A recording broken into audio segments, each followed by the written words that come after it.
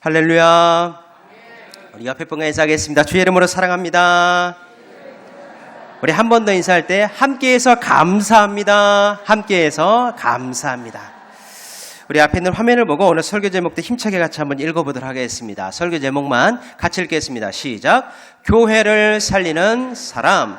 오늘은 사도행전 강의 49번째 시간입니다. 교회를 살리는 사람. 예배에 함께 드려서 감사하고 함께 사명 감당해서 감사하며 교회를 살릴 수 있어서 하나님께 감사를 드립니다. 하나님께서 우리 교회도 지켜주시고 우리 믿음의 가정도 지켜주시고 우리 믿음의 자녀들도 지켜주실 줄로 믿습니다. 1급 소아마비로 태어난 한 여자아이가 있었습니다. 너무나 아팠습니다. 걸음걸이가 여의치 않았습니다. 그래서 이 엄마가 딸아이를 업고 학교에 다녔습니다. 그렇게 학교에 데려다주고 2시간마다 엄마가 다시 학교에 가야 됐습니다. 왜냐하면 딸아이가 혼자는 못 움직이니까 화장실을 데려다 주려고 2시간마다 엄마가 학교에 다시 갔던 것입니다. 아빠도 마찬가지입니다. 몸이 성한 아이들보다 혹시 공부가 뒤처질까 봐 집에 오는 순간부터 열심히 공부를 가르쳐 주었습니다. 엄마도 그렇고 아빠도 그렇고 아픈 딸아이가 너무나 걱정이 되면서 기도도 해주고 혼신을 다해서 사랑으로 키웠습니다. 그 결과 이 딸아이가 몸은 좀 불편해도 마음은 건강하게 커서 이 대학교에 들어가게 되었습니다. 공부를 얼마나 열심히 했는지 소아마비의 몸이었지만 미국으로 유학까지 가게 되었습니다. 주변에서 다 안 된다고 그랬습니다. 못 간다고 그랬습니다. 그런데 정말 열심히 해서 미국의 유명한 학교에 유학을 가게 되었습니다. 이분이 나중에 서강대 교수님이 되신 분인데 이분의 이름이 어떻게 되느냐? 장영희 교수님이십니다. 이분이 쓴 책이 있는데 책 제목이 너무나 좋습니다. 자, 이 책 제목이 무엇인지 제가 사진으로 준비하는데 한번 보여주시죠. 자, 우리 책 제목 한번 같이 읽어보겠습니다. 시작. 살아온 기적, 살아갈 기적. 혹시 이 책 읽어보신 분 계실까요? 한 분도 안 계시네요. 괜찮습니다. 저도 안 읽어봤습니다. 살아온 기적, 살아갈 기적. 책 제목 여러분들 기억해 주시면 좋을 것 같아요. 너무나 책 제목이 좋은 것 같습니다. 저도 이 책은 안 읽어봤는데 이 책에 있는 서문만 한번 들어본 적이 있었습니다. 무슨 이야기냐? 이 책을 장영희 교수님이 쓴 책인데 이 책에 자신의 유학 시절 이야기를 짤막하게 서문에 써놓으셨습니다. 이분이 유학을 갔는데 이제 마지막 과정으로 박사 논문만 통과하면 이제 유명한 이 박사 학위를 받게 되었습니다. 마지막 논문이니까 최선을 다했습니다. 열심을 다해서 썼습니다. 그때 당시에는 컴퓨터가 별로 없었으니까 무엇으로 이 논문을 준비했냐면 여러분들 다 아실 거예요. 이 타자기로 하나하나씩 쳐가지고 이 논문을 썼던 것입니다. 이제 모든 과정을 다 마쳤고 논문도 잘 썼으니까 제출만 하면 박사가 되는 것입니다. 그냥 박사가 아니라 미국 박사가 되는 것입니다. 그런데 갑자기 어느 날 자기 친언니가 있었는데 아프다는 소식을 전해왔습니다. 그래서 어차피 이제 논문도 다 썼고 했으니까 머물고 있었던 기숙사방을 다 치우고 그동안 쌓아놓았던 논문 초고도 다 버려버리고 짐 정리해서 언니네 집을 간 것입니다. 신방을 간 거예요. 아프다고 하니까 언니네 집에 찾아갔습니다. LA로 넘어갔습니다. 그런데 가보니까 언니가 없는 거예요. 너무나 몸이 아파가지고 LA에 머물다가 이 한국으로 들어가게 된 것입니다. 언니를 못 만났습니다. 어쩔 수 없이 언니 못 만나고 다시 자기가 머무는 곳으로 뉴욕으로 돌아오게 되었습니다. 그 소식을 듣고 친구가 연락이 왔어요. 어차피 언니 못 만나고 왔으니까 우리 집으로 오라는 것입니다. 친구가 차를 끌고 와가지고 그 차를 타고 친구네 집에 가서 다과를 나눴습니다. 그런데 갑자기 이 친구랑 이야기를 하고 있는데 그 친구네 딸아이가 들어오면서 소리를 치는 거예요. 엄마 차 도둑 맞았어. 나가보니까 이 친구 차 도둑을 맞게 되었는데 무엇을 도둑만 하냐? 이 차 트렁크를 열고 이 교수님의 짐을 다 넣어놓은 논문 들어있는 캐리어를 통째로 훔쳐간 것입니다. 그 소식을 듣고 이 교수님 소아마비 걸린 아프신 분이셨습니다. 그 자리에서 기절해버렸습니다. 왜 기절해버렸느냐? 수년 동안 열심히 준비하는 논문이 사라져버렸으니까. 초고도 없습니다. 복사본도 없습니다. 컴퓨터에 저장해 놓는 그런 시절이 아니었습니다. 박사학위 따기 위해서 그거 열심히 썼는데 그 딱 한 권 책이 다 사라져버린 거예요. 자기 집에 다시 돌아가서 문을 닫아놓고 아무것도 안 했습니다. 절망 그 자체였습니다. 밥도 안 먹었습니다. 전화도 안 받았습니다. 잠도 안 잤습니다. 꼬박 커튼 닫아놓고 사흘 동안 울기만 했습니다. 몸도 연약하신 분이신데 이 박사학위 다 날아가게 되었으니까 이 논문을 다 도둑맞았으니까 울고만 있었습니다. 지금까지 살아온 거 다 날아갔습니다. 이제 한국으로 돌아가도 희망이 없고 미국에 남아있을 필요도 없다 생각해서 여기서 끝내려고 했습니다. 나쁜 마음이 계속 들었습니다. 그런데 그렇게 마음 먹고 있는데 커튼을 분명히 쳐놔있는데 그 사이에서 이게 한 줄기 빛이 자기 가운데 내려오더라는 거예요. 분명히 어두운 방에서 사흘 동안 울기만 했었는데 한 줄기 햇빛이 방 가운데 커튼 사이로 비춰졌습니다. 그리고 그 빛과 함께 아무도 없었는데 자기밖에 없었는데 어떤 한 목소리가 들려왔다고 합니다. 그 목소리가 어떤 목소리냐? 제가 들려드리겠습니다. 괜찮아. 살아있잖아. 그리고 이런 음성이 들렸습니다. 다시 시작하면 돼. 어차피 네가 쓴 거잖아. 다시 한번 말씀드리겠습니다. 이 음성이 계속 귀에 맴돌아왔습니다. 다시 시작하면 돼. 어차피 네가 쓴 거잖아. 어차피 네가 쓴 거잖아.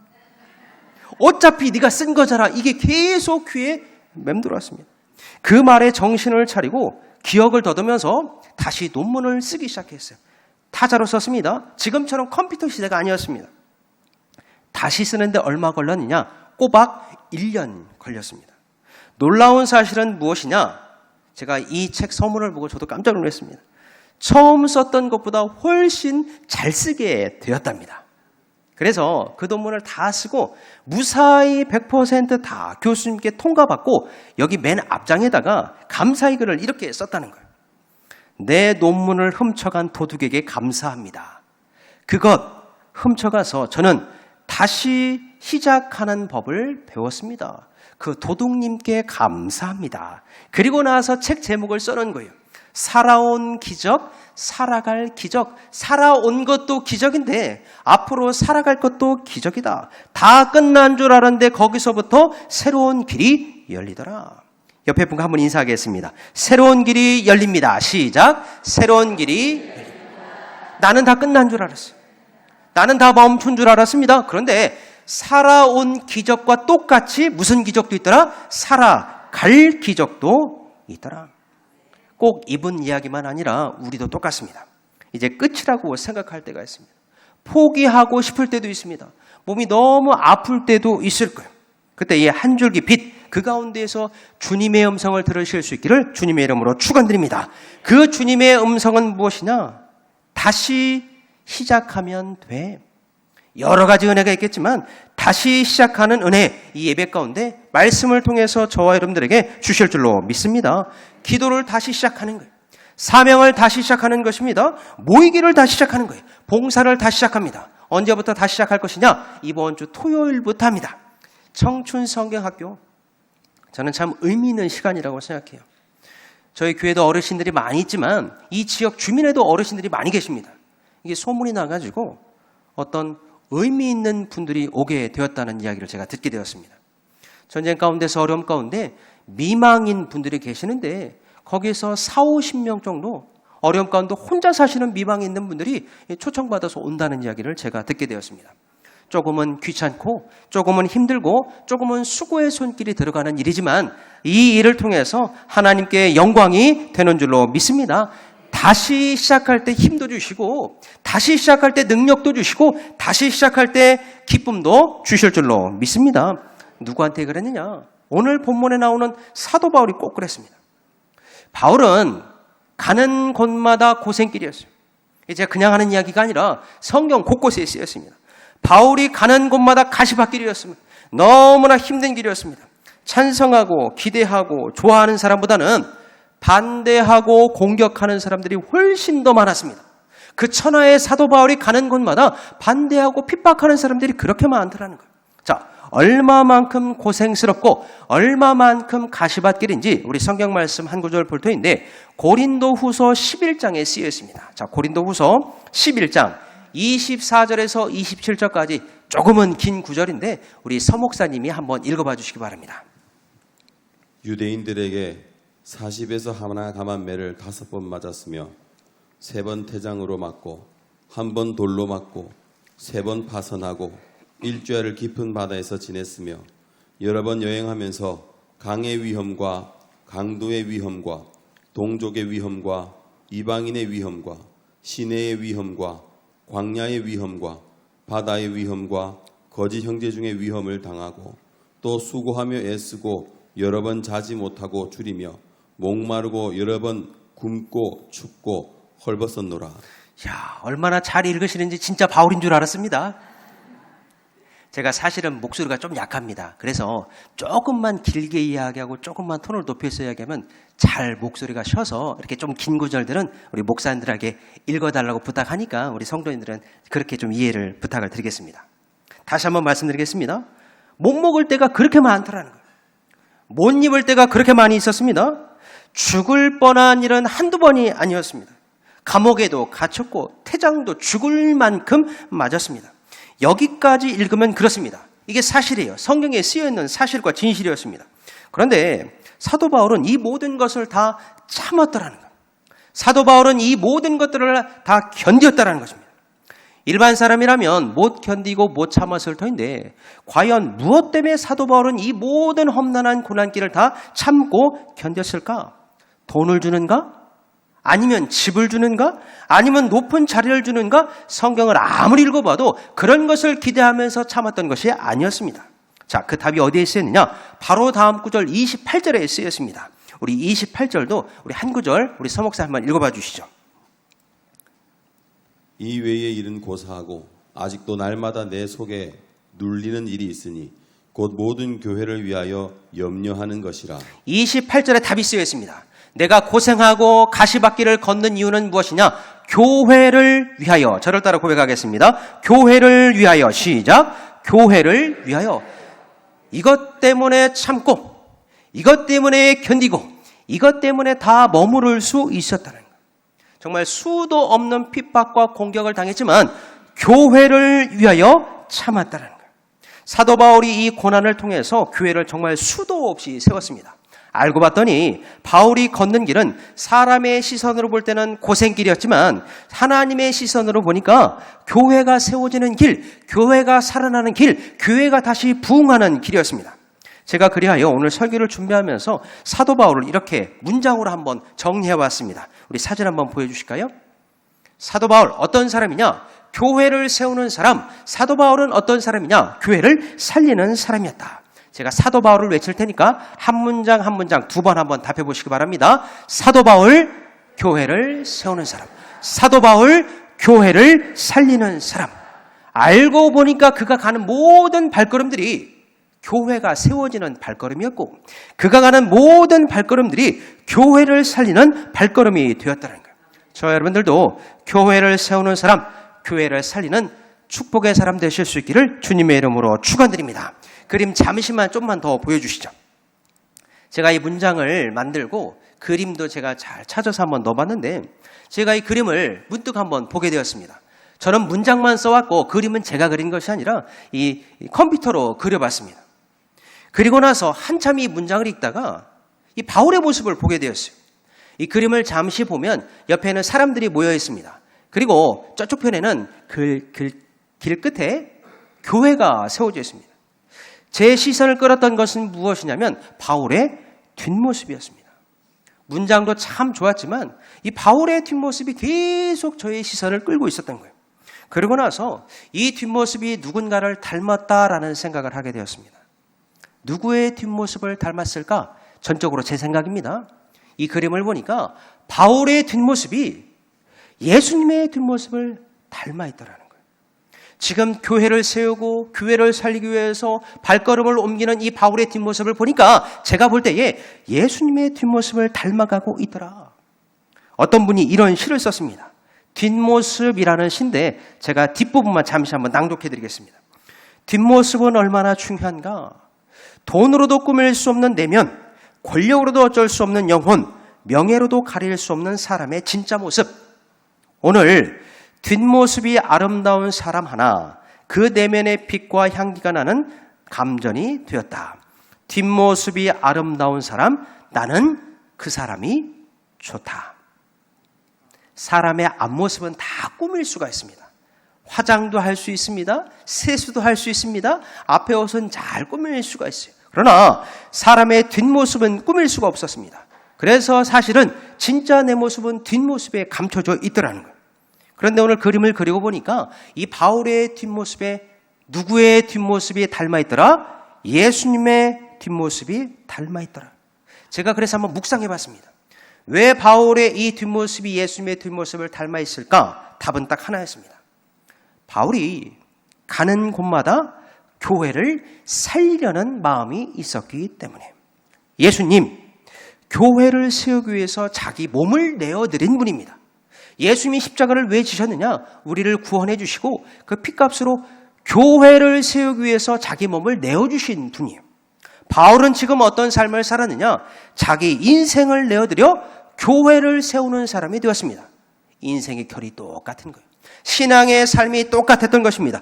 그리하여 뒷모습을 닮아가고 있더라. 바라기는 저와 여러분의 뒷모습도 우리 예수님의 뒷모습을 점점 닮아가실 수 있기를 주님의 이름으로 축원드립니다. 자, 그렇다면 바울의 뒷모습, 그가 가는 곳마다 어떠한 모습으로 교회를 살리려고 노력했는지 우리 본문을 통해서 몇 가지만 한번 살펴보도록 하겠습니다. 자, 첫째로 바울은 눈물로 교회를 살렸습니다. 첫 번째는 눈물입니다. 바울의 눈물이 들어가는 교회마다 교회가 다시 살아난 거예요. 자, 19절 말씀이 쓰여졌는데 우리 19절 말씀을 같이 한번 읽어보도록 하겠습니다. 곧 시작. 곧 모든 겸손과 눈물이며 유대인의 간계로 말미암아 당한 시험을 참고 주를 섬긴 것과. 여기에 보면 이 바울이 어떻게 교회를 살리려는지 그 비법이 쓰여 있습니다. 시험을 참았다는 거예요. 주를 섬겼다는 것입니다. 그런데 이렇게 참고 견딜 수 있었던 비결이 바로 19절의 중간에 한 단어로 쓰여 있습니다. 그게 바로 바울의 눈물이었습니다. 제가 바울이 어떤 사람인지 간략히 설명해 드리겠습니다. 바울은 모든 면에서 강한 사람이었습니다. 말을 할 때도 강성이었고 사람을 대할 때도 강성이었고 서신을 쓰거나 글로 쓸 때에도 그의 모든 강한 면모가 다 들어있었습니다. 호화 불호가 정확했습니다. 이 바울의 인생을 보면 애매한 게 없었습니다. 정확한 사람, 모 아니면 도였습니다. 그런데 참 신기한 게 그렇게 강한 바울이었는데 교회만 생각하면 눈물이 흘렸습니다. 교회만 들어서면 눈물이 흘렸던 거예요. 교회를 생각하면서 전도여행 갈 때마다 울었던 사람이 바울이었습니다. 목사님, 바울이 어쩌다가 한 번 운 것입니다. 바울은 그렇게 해서 계속 울만한 그런 사람이 아닙니다. 이렇게 여러분들 생각할 수 있습니다. 저도 원래는 바울 그런 사람인 줄 알았습니다. 그런데 오늘 본문에 보니까 그게 아니었어요. 원래 바울은 강한 사람이 맞는데 교회 앞에서만큼은 늘 눈물이 있었던 연약한 사람이었습니다. 자, 본문 31절에 그 내용이 쓰여졌는데 우리 31절 말씀을 화면을 보고 같이 한번 읽어보도록 하겠습니다. 그러므로 시작. 그러므로 여러분이 읽게요. 내가 3년이나 밤낮 쉬지 않고 눈물로 각 사람을 훈계하던 것을 기억하라. 제가 다시 한번 읽겠습니다. 그러므로 여러분이 읽게요. 내가 몇 년이나 3년이나 밤낮 쉬지 않고 눈물로 각 사람을 훈계하던 것을 기억하라. 강한 사람 많습니다. 그리고 강성이었고 말할 때나 사람을 대할 때도 강성이었던 사람 맞습니다. 그런데 31절에 보니까 교회를 생각할 때에 교회 안에 있는 성도를 생각할 때 눈물이 그렇게 나더라는 거예요. 밤에도 울고 낮에도 울었습니다. 몇 년 동안 3년이나 울었습니다. 여러분들 여백에 잘 써놓으시거나 잘 듣고 기억하시길 바랍니다. 바울의 목회는 어떤 목회냐? 눈물 목회였습니다. 은사도 아니었고 신비 목회도 아니었고 여러 가지 능력 목회로 보이지만 사실 그의 목회의 핵심은 무엇이었느냐? 바울의 목회는 눈물 목회였습니다.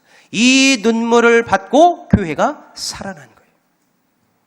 저기 서울에 가보면 여러 교회들이 있는데 그 중에서 대표적인 교회 영락교회라는 교회가 있습니다. 여러분들도 가보신 분 계실 거예요. 여러 행사와 이 한국교회를 대표하는 교회입니다. 거기에 예전에 이 한경직 목사님이라는 분이 계셨습니다. 이 한 목사님은 한국교회 대표적인 어르신 목사님이셨습니다. 한 번은 그 목사님이 영락교회를 실무할 때에 그 교회에서 큰 문제가 하나 일어났다고 합니다. 그런데 그 문제가 생기니까 의견이 딱 반절로 나뉘더라는 거예요. 찬성하는 팀이 있고 반대하는 팀이 있었습니다. 그래서 이 목사님을 모시고 회의하자고 해서 가봤더니 서로 주장만 하면서 싸우는 거예요. 이쪽 팀은 자기네 말이 맞다고 계속 주장만 하고 있고 이쪽 팀은 자기네 말이 맞다고 계속 그렇게 주장만 하면서 싸우고 있더라는 거예요. 한참 시간이 흘러서 이 사람들이 한 목사님에게 이렇게 물어봤다는 거예요. 목사님, 누구 말이 맞습니까? 목사님은 어느 편입니까? 이 한 목사님에게 물어본 거예요. 그러자 이 목사님께서 누가 맞다고 이야기했을까요? 안 했을까요? 한마디도 안 하셨습니다. 아무 이야기 안 하셨습니다. 그리고 잠시 후에 대신 눈물만 뚝뚝뚝 흘리셨다는 거예요. 그걸로 회의 끝내고 그 일은 없었던 일로 처리해버렸다는 거예요. 영락교회가 어떻게 한국의 대표 교회가 되었느냐? 어떻게 그렇게 평안하고 크게 성장하고 부흥할 수 있었느냐? 사람들은 여러 가지로 분석하는데 그때 그 자리에 있는 사람들은 다 깨달았다고 합니다. 한 목사님의 눈물 목회가 있었던 교회, 영락교회. 성도들도 함께 눈물로 울면서 기도할 수 있었던 교회, 영락교회. 교회는 자기 주장하러 오는 곳이 아니더라는 거예요. 교회는 어떤 곳이냐? 눈물로 심기 위해서 오는 곳이 교회입니다. 저와 여러분들 똑같습니다. 내가 앉아있는 그 자리를 눈물로 잘 심으실 수 있기를 주님의 이름으로 축원드립니다. 그리할 때에 여러분들이 앉은 이 자리를 책임지고 눈물의 자리로 적실 때에 우리 교회가 평안하여 든든히 세워져 나가는 복된 교회가 되어줄 줄로 믿습니다. 눈물 있는 교회는 반드시 살아나게 되어 있어요. 교회는요, 눈물로 성장하고 교회는 눈물로 살아나게 되더라. 누가 증인이냐? 바울이 증인입니다. 자, 둘째로 바울은 어떻게 교회를 다시 살렸느냐? 생명 다해서 교회를 살렸습니다. 목숨 바쳐서 다시 교회를 살리게 되는데 24절 말씀에 쓰여 있습니다. 자, 24절 말씀이 너무나 중요한 사도행전의 핵심 구절 중에 하나입니다. 자, 24절 조금은 길지만 한 목소리로 같이 읽겠습니다. 내가 시작.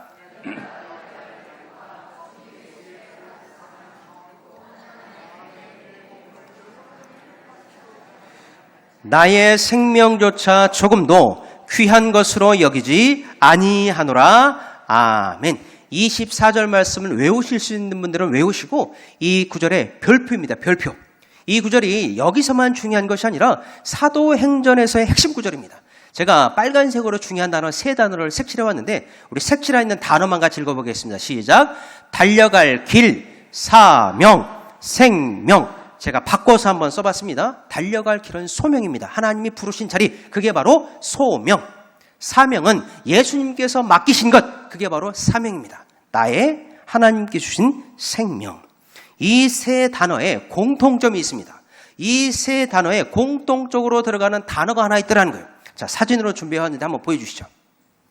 달려갈 길 소명, 예수님께서 맡겨주신 사명, 그리고 하나님께서 나에게 주신 유일한 생명, 소명, 사명, 생명. 여기에 공통적으로 들어가는 단어 무슨 글자일까요? 명이었습니다. 명을 한자로 보니까 목숨 명자였어요.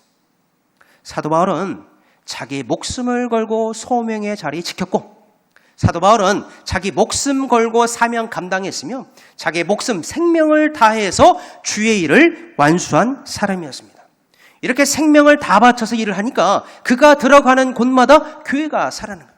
말씀을 전하고 하나님의 제자를 세우고 주의 일을 잘 감당하다 보니까 목숨 다해 모든 소명과 사명과 생명을 바친 이 사도 바울이 가는 곳마다 교회가 다시 일어나더라. 여러분들 여기서부터 이야기하는 거 잘 듣고 기억해 두시기 바랍니다. 뭔가를 다시 살리기 위해서는 그냥은 안 됩니다. 무엇이 들어가야 되느냐? 생명이 들어가야 됩니다. 명이 들어가는 곳에 다시 살아납니다. 생명이 들어가야 거기서 다시 살아나는 거예요. 그냥 살아나는 것은 아무것도 없습니다. 제가 그것을 어떻게 하느냐? 제가 직접 봤습니다. 제가 하는 한 여집사님이 계셨어요. 이 집사님이 몸이 안 좋아서 병원에 갔더니 신장이 안 좋다라는 거, 신장이. 천청병력 같은 소리를 들었습니다. 큰 병원에 가보라고 해서 갔더니 이 신장이 너무나 안 좋아져가지고 몇 개월 못 산다는 거예요. 그런데 그 병원에서 가르쳐주기는 딱 한 가지 방법이 있는데 그거 하면 산다고 이야기했습니다. 그게 무엇이냐? 신장 이식. 그거 아니면 얼마 못 산다는 이야기를 듣게 되었습니다. 신장 이식하면 삽니다. 남의 생명을 이 환자분에게 넣으면 그때 삽니다. 이분이 이 이야기를 듣고 여러 군데 알아보았어요. 이게 제가 잘은 모르는데 받는 사람과 주는 사람이 딱 코드가 맞아야만 이식수술을 받는다는 거예요. 다 알아봤습니다. 주변의 친척들, 가족들 다 알아봤어요. 자매들, 형제 다 알아봤어요. 맞는 사람이 없었습니다. 절망했어요. 포기할까 했습니다.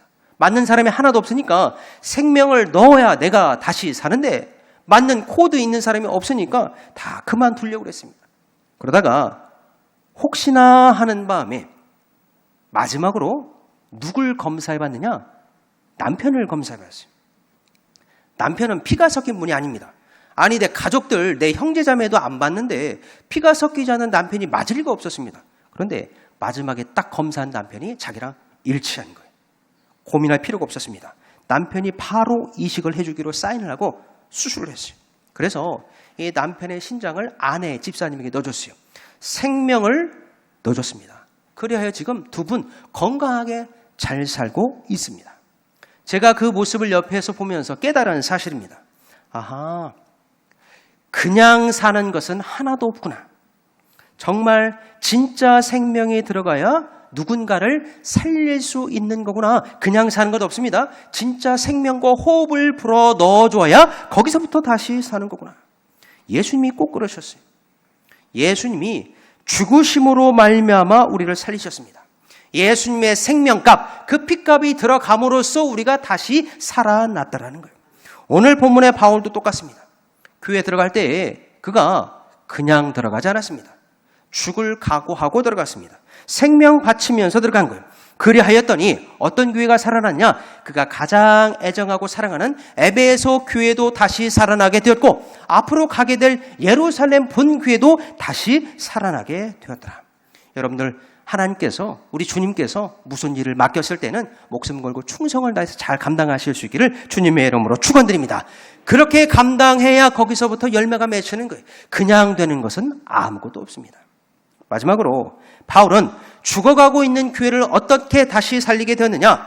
이게 하이라이트입니다. 눈물로 다시 살렸고 생명과 호흡을 불어넣어줘서 다시 살렸고 마지막으로 어떤 심령으로 다시 살리게 되느냐? 화면을 보고 우리 세 번째 대지는 같이 한번 읽어보도록 하겠습니다. 시작. 목자의 심정으로 교회를 살렸습니다. 이 심정이 마지막 결론입니다. 목자의 심정. 오늘 여러 가지 제가 강조했는데 다른 것은 다 잊어버리더라도 이 목자의 심정 하나만큼은 기억하시길 바라요. 자, 목자의 심정이 어디에 쓰여졌느냐? 28절에 쓰여 있습니다. 자, 28절 말씀을 마지막으로 한 목소리로 같이 읽겠습니다. 시작. 여러분은 자기를 위하여 또는 온 양떼를 위하여 삼가라. 성령이 그들 가운데 여러분을 감독자로 삼고 하나님이 자기 피로 사신 교회를 보살피게 하셨느니라. 아멘. 바울이 교회를 볼 때에 가장 먼저 무엇을 보았느냐? 건물을 본 것도 아니고 수를 본 것도 아니었습니다. 무엇을 보았느냐? 양떼를 봤습니다. 겉모습을 본 것이 아니라 그 안에 있는 양떼를 먼저 봤다는 거예요. 오늘 본문에 그렇게 쓰여 있습니다. 하나님이 자기 피로 사신 교회 안에 있는 양떼를 가장 먼저 돌봤다는 거예요.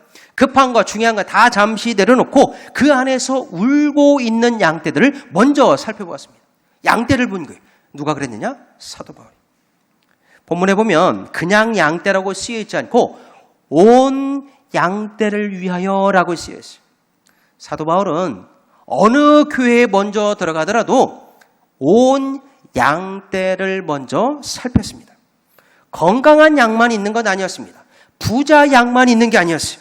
연약한 양도 있었고 넘어진 양도 있었고 다친 양도 있었고 상처 입은 양도 있었습니다.